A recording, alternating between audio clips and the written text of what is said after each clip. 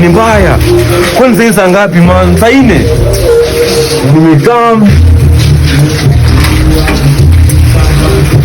Wow, sikima jamaa siko umelipa nyumba walai. Kai. Sasa saa ngapi? Kiateka maana kwa wapi? Mbona imenyesha za pata do, ni kama mwambia anambia leo do. Kai. Ameweka pesa zangu nje walai. Au jamani fala. Hivi ndio jirani yangu kama alimuona. Hivi wako gani? Hodi. Dada bro na bisha hapa ni kani kwako. Dada ni gani unacheka nini kwa bana man? Acheka. Umejangoni.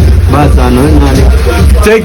Cheki nakuuliza. Umeona ukiateka? Ateka nani bro? Uje mafulani mwenye anakuanga hapa hivi. Ndio nini kwangu?